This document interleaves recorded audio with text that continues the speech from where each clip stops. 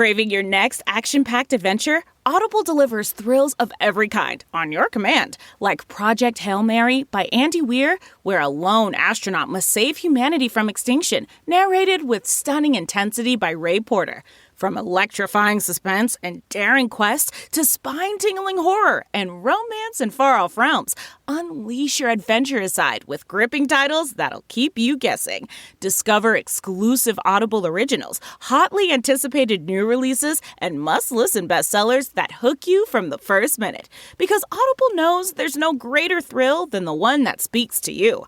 Discover what lies beyond the edge of your seat. Start your free 30-day trial at audible.com/WonderyUS. That's audible.com/WonderyUS.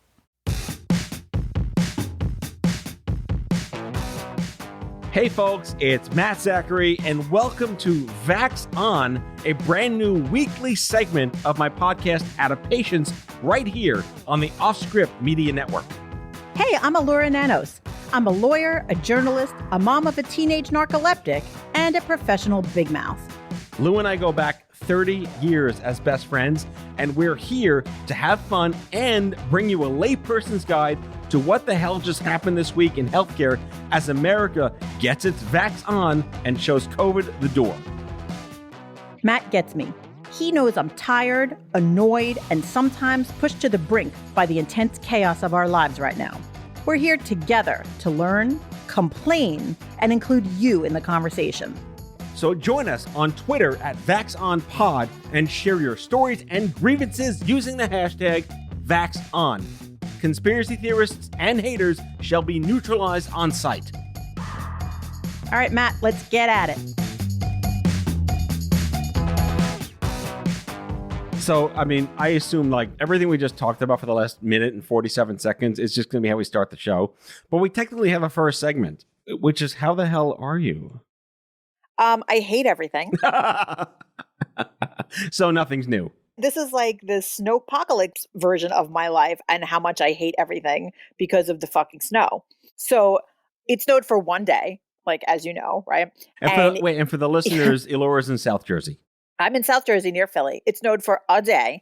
And it caused like a Who's On First episode of vaccine hijinks that ripple affected my family into like apoplectic rage. Okay. So like we started with my son was supposed to get the COVID vaccine, but then it snowed, so it got canceled. So, okay, fine. Like that's respectable, right? New Jersey sends a message that says, just come the next day at the same time and you'll get your vaccine then. But the state didn't talk to the county and the county said they'll email us. And the hospital said, check the Facebook page. And there was nothing on the Facebook page. So we showed up to get the shot and they told us to go home. And then we go home and we get a voicemail that says we missed the appointment. That sounds accurate for Jersey. Yeah, I was just like, I can't, I'm just trying. And by the way, that's not all, because that's just like step one in snow messing with my life. Because step two is that now my son has lower SAT scores because of the snow, right? Follow this. See if you can follow this domino effect of insanity. Go forth. I'm hearing. Okay. So this is like the bouncing ball of med-sanity. So my son is narcoleptic, right? And yes. That means that he takes medicine that can only be procured from one pharmacy in the whole country. So that's fine. So like once a month, we all take the day off work to make sure that we're there to get the medicine in hand, in person. And it's like being in ancient Greece in the Olympics. Like they hand us the torch and then we bring it in. Like this is what's happening with the medicine, right? And they're like, and you can't lie the bottle down. It has to stand up. So it snows for a day and somehow the medicine is like mysteriously held up for an entire week and no one knows where it is. Not FedEx, not the pharmacy. No one knows where it is. And I guarantee that those bottles are not standing up. So oh boy. my son now has to go an entire week without getting a good night's sleep because he's in a state of perpetual sleep deprivation, which means that the $2,500 SAT course that I'm paying for isn't very helpful because he can't stay awake during it. So that's where we are right now. This is because of one day of snow. How are you? Dear Phil Murphy. And I don't even know that it's New Jersey because the medicines came from St. Louis. So it's like the whole country had snow for a day and couldn't figure it out. It always could be worse. You could be in Texas. You could be in Texas, right? Not to laugh at the people in Texas because that's a whole other shit show. Yeah, but that's a Dear Power Grid free market bullshit story. Now that I'm in a position where I rely on medicine every day for my son, every time there's a power issue or a transportation issue or like any of that, the first thing that I think of now is like, oh shit, what are people doing that are taking daily medication? Because it means that you're like basically down for the count until whatever the problem is gets resolved, which is really a major stress. Like for even if it's not a life-saving situation, the amount of stress is just unbelievable when you're dealing with that. Well, the ripple effect too. I mean, again, we're making fun of Texas, but the ripple effect of that on people who have children with narcolepsy or people on chemotherapy regimens or people who can't get to the hospital because of COVID and now no electricity. Yeah, this is a really big clusterfuck that we have to all deal with. And if you take into account, right, like there's all the people that have really serious medical conditions, like sick people, right? Then you have people like in my family where I don't consider us sick people because we're functional, we go about our day and we're generally fine, but we rely on medication to stay well. So that's like a whole other bunch of people. And then there's people that have, even more minor maybe health conditions, but they also rely on medication to be at their best. So by the time you factor in all the sick people, all the people who rely on medication to stay well, and all the people who rely on medication to stay, at their best, that's a lot of freaking people. And if all of those people are messed up because of FedEx or bad weather or whatever it is, like that's a mess. I feel I got nothing on you in terms of how horrible your week was, but I guess what do you got? My wife's school opened and closed and opened again. Again? Yes. I don't understand. I don't understand with the schools with the opening and closing. Well, we're going to get to that in our third segment, but yes, managing all of that and public disclosure, I had a relative fall. They're fine, but in the interest of like who's covering the kids and homeschooling and tech support and all this crap, yeah. First world problems for like I guess the privilege I have, but at the same time, it's still not that great. Anyway, right? It's still and it's always that weird balance between being grateful that you're not dealing with something much worse, but then really being super fucking aggravated with what you are dealing with. Because even though it could be worse, it's still annoying in your general daily life. Yeah, I mean, there's a place to recognize where you live on the strata of socioeconomic benefit or not. But it's still it's fucking horrible to just deal with it for yourself. And owning that is clearly what we're ranting about right now. Right. It's like, tell that to my mood. Yes, it could be worse in other places. Absolutely. Just tell that to my mood because my mood is pissed off. On that note, we'll be right back after we pay some bills. So let's move on to our second segment. We want to talk about some of the ridiculousness and, we call it the fuckery section, but I think we can't not lead, I hate double negatives, with these two women in Florida who pulled off like an Estelle Getty, dressing older than she really is or they really are on Golden Girls. I think Estelle Getty was like in her 50s and played an 80-year-old woman on Golden Girls. These two women dressed up like geriatrics to get free vaccines, but they were caught on their way to the second one, which means they slipped through the first one. I guess props for being creative and innovative, but still a little shitty. Do you know what I think? So there were so many things about this story that sort of cracked me up. So, I mean, the two young women, they were in their 20s. So, and they were, dressed up like grannies and they were wearing lace gloves, which is sort of funny. It's like what a 20-year-old thinks a grandmother looks like. Right. I mean, you only have to be, 65 to be, in line for the vaccine. Like they're literally dressing like Miss Havisham over here. I don't know that they needed to take it quite that far. They're not like Victorian grandmothers, So, and the other thing is, why did they need to dress old?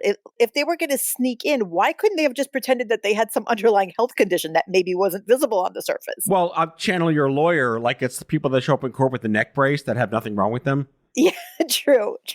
Like I just don't get it. I mean, look, everyone wants the vaccine or lots of people want the vaccine. And I get not wanting to wait your turn. Of course, we're like living in a society here. You have to wait your turn until it's, you're supposed to go. What I thought was really remarkable about this is that when these two girls were found, the police like read them the riot act and they told them that if they even showed up again at the vaccine center, they would be arrested on site, which is pretty harsh. Wait, so were they denied the second shot? I mean, can you do that? They were. They were denied the second shot. There was some question about whether they had actually gotten the first shot. Mm-hmm. You know, they had a vaccine card that said they got the first shot, but who knows if that's even accurate? Because if it is accurate, then they should just give them the second shot. Why would you waste, it's sort of like you're not wasting it if you give it to them, even though they jumped the line. They're still getting the benefit of the vaccine, even if it maybe wasn't fair.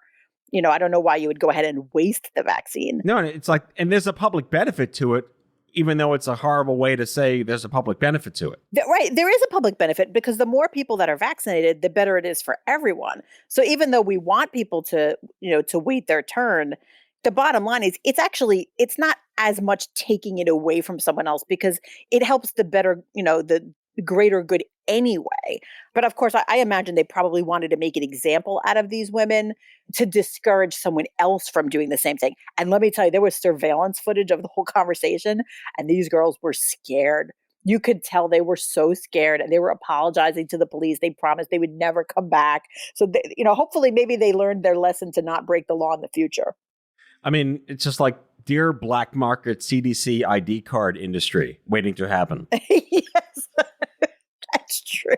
Yes. All right, moving on. We have another story here. Women who have been recently vaccinated against COVID-19 should delay mammograms for at least a month. I would love to know where this came from. Yeah.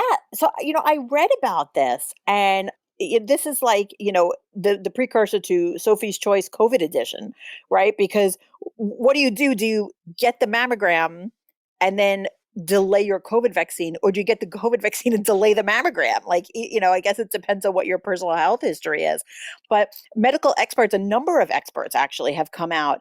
And I did some research on this, and I found it, in fact, all over the internet. In some places, the advice came from these advocacy groups that promote, getting mammograms and other cancer screenings. And some just from, expert doctors talking to media.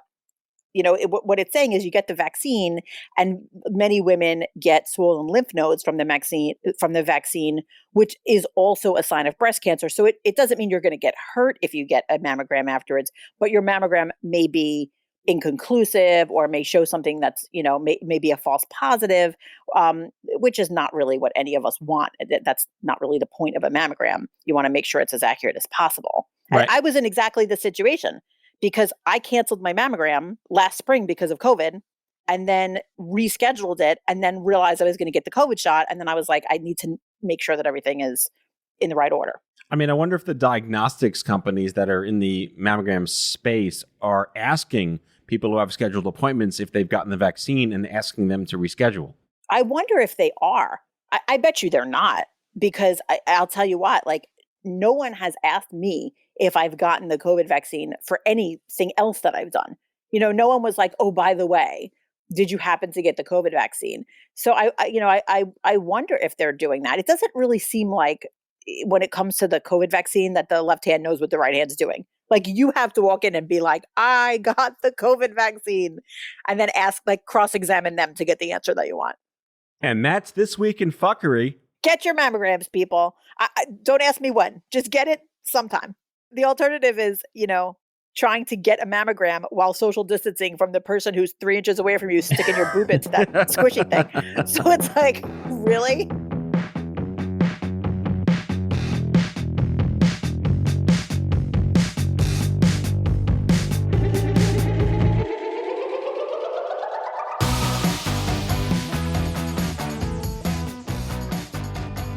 All right, Matt, now it's time for Not Fake News, the, uplifting part of the show, where we talk not about fuckery, but about good news. Yeah, it was always downhill when we started, but now maybe climbing back up somewhat. So what's going on?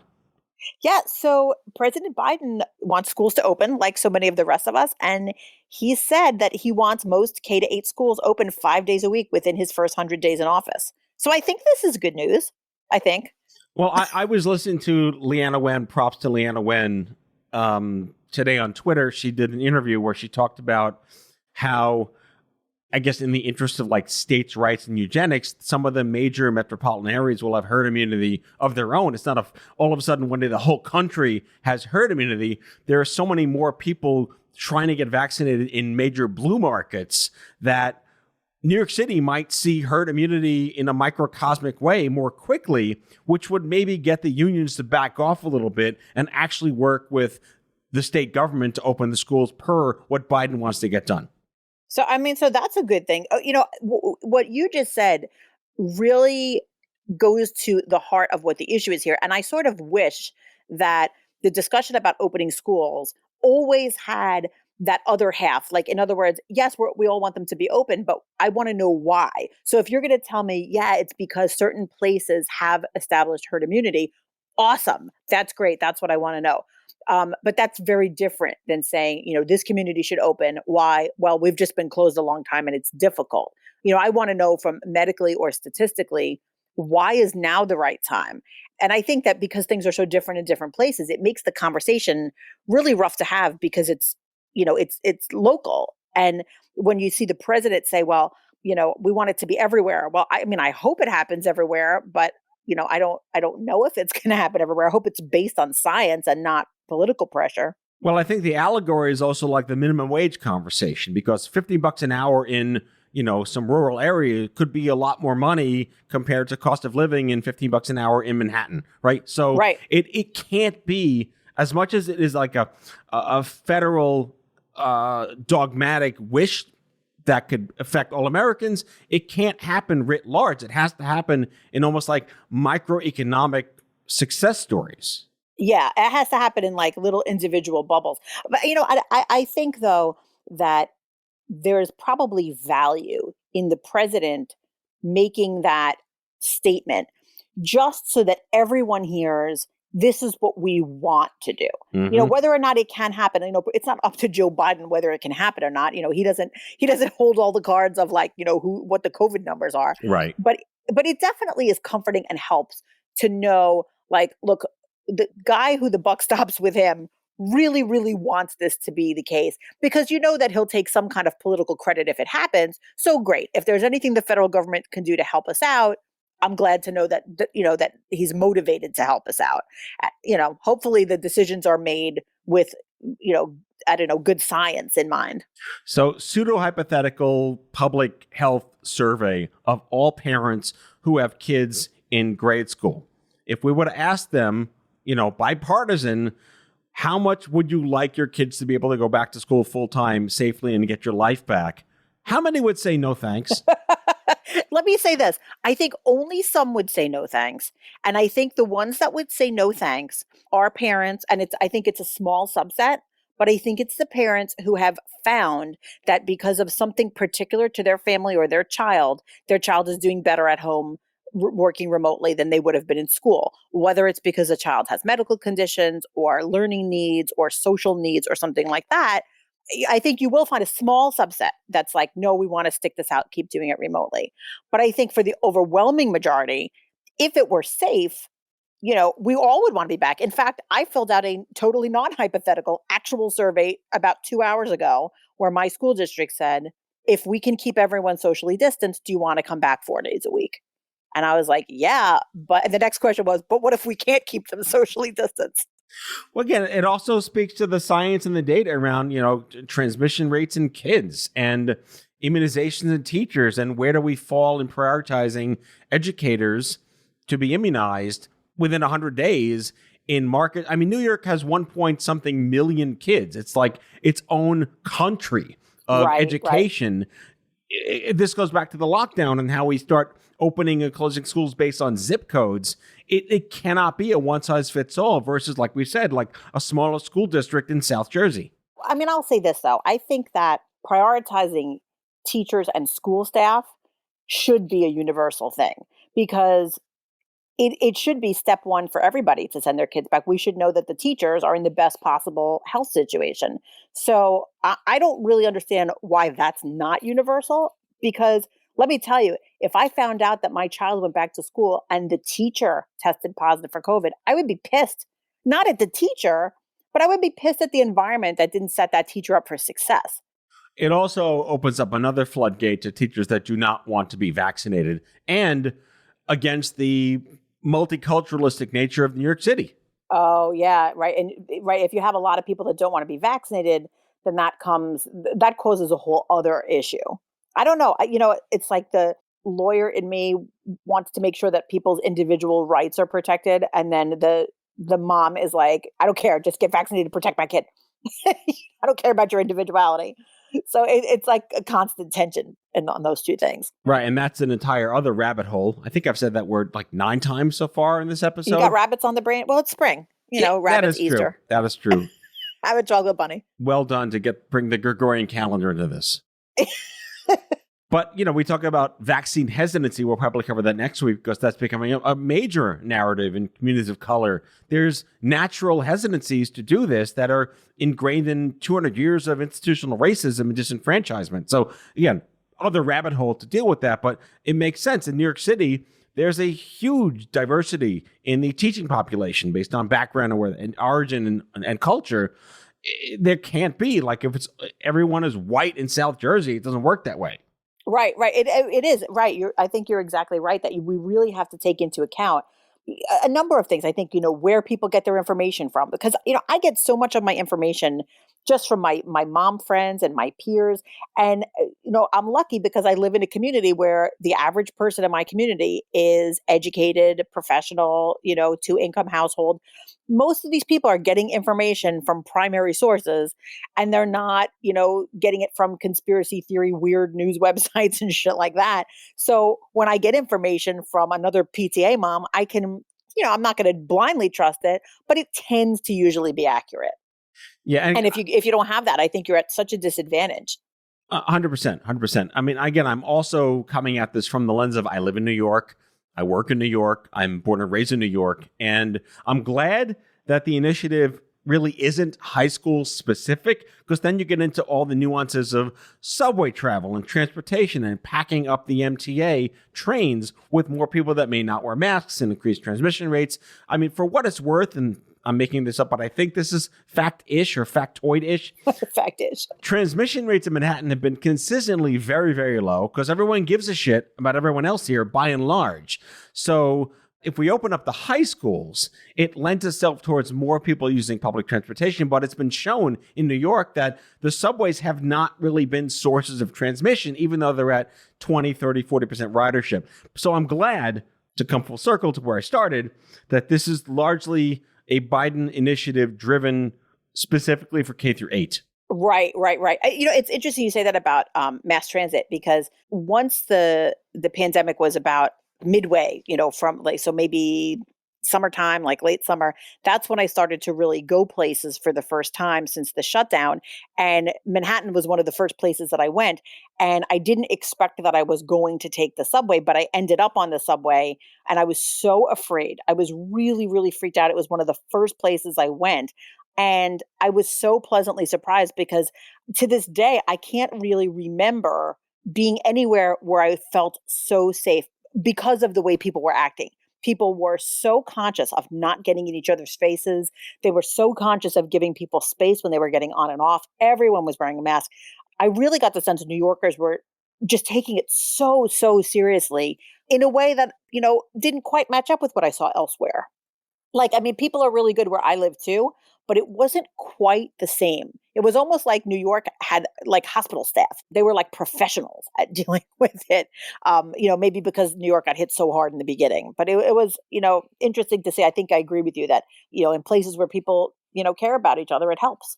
So again, coming full circle on this issue, we can wrap up by just making maybe premonitions or surmising the fact that, what are going to get teachers confident that they can go back to work. But again, it's so N of one, which is a jargony science term for it's individualized per county or per city. What is going to get teachers comfortable to go back and feel like they're not going to be at risk? Because we know largely the kids aren't going to be at risk against, this greater good conversation. Again, we can tackle this next week. The mental health of these poor kids, depression is on the rise. Suicide is at an all-time high for teenagers. This is horrible stuff. And at what cost are we doing this for our public safety against what we're doing to our children? Yeah, I mean, at some point, it's like time to really think about how can we balance it. And to me, I always go back to why can't we just figure out a way to ventilate things better? If that's the main source of transmission, why can't we just have bigger places with more space and more ventilation? I mean, is it impossible, really? I just don't believe it. I don't believe it's impossible. Like, take over a freaking shopping mall and put the second graders in there. Put them 15 feet apart if we have to. It's not impossible to figure this shit out. Like, where there's money, there's solutions, like anything else. There was that conversation. If I were home, I'd be staring at the window of my kids' 190-year-old school that was erected in Brooklyn during the Precambrian era of Earth growth. Yes. But why can't they move them into the giant mall outlet, and take over unused retail space? Yeah, like, I don't get it. Like, there's movie theaters. Literally, there's movie theaters set up to show media. Sit the freaking kids in there. Broadway's empty. Throw the kids in the freaking theater. Right. Like, how hard is this? Because once again, my solution always is, if you found 6 PTA presidents at random, they would figure this shit out by the end of the day. Yes. I know they would.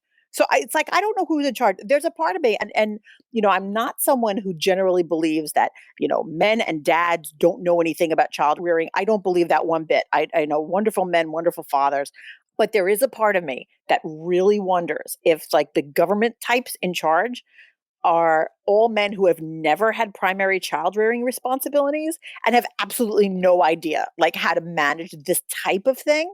And I really feel like a bunch of moms and like elementary school teachers, put those people in there. They'll figure it out. Yep. The teachers I know are smart. Like, they'll come up with solutions. I don't know what's going on. Nobody's asked my opinion. That's all I know. No one has asked me how to fix it, and I'm sure I'd have an idea. Well, our listeners now have your opinion. So I think that wraps up this segment of Not Fake News. And I don't know. I think that kind of ties maybe 1/10 of 1% of all the crap going on in a nice little bun.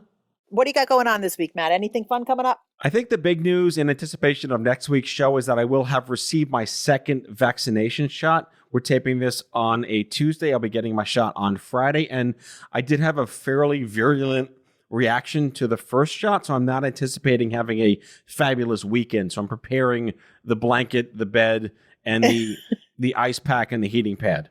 Yes, saddle up. As you remember, we're vaccine twins. We got our first dose the same day. I'm also getting my second dose on Friday. So I have cleared the weekend. I've got lots of Netflix, ready to deal with whatever weird night sweats and strange COVID arm and strange things come at me. It's kind of a weird thing, isn't it? To be like looking forward to a shot and knowing that you might feel sick afterwards, but sort of being really excited for it. It's kind of a good problem to have. Take it for the team mentality, but I think we're going to have a lot to talk about on next week's show. Yes, definitely. Well, so good luck, and we'll meet up here again, and we'll tell our stories of woes following vaccine number 2.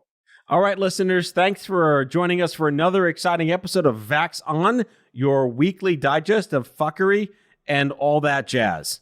Tell us what's going on in your life. We want to hear your stories as you get vaccinated and wade through the fuckery that is this season. Yep. Tweet us at VaxOnPod with the hashtag VaxOn, and we'll gather up all that recon and spit it back out somehow next week. Take care.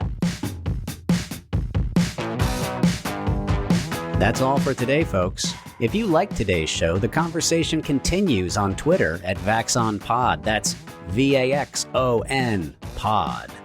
Be sure to subscribe, leave a review, and tell all your friends to listen. VaxOn is a product of Offscript Media. Our executive producers are Matthew Zachary and Alora Nanos. Our senior producers are Brianna Seeley and Andrew McDowell. It is mixed and edited by Brianna Seeley. Our theme music is by Chair Model. For advertising and media inquiries, email media@offscript.com. Hit us up at contact@offscript.com to share comments, feedback, and make recommendations. For more information, visit offscript.com.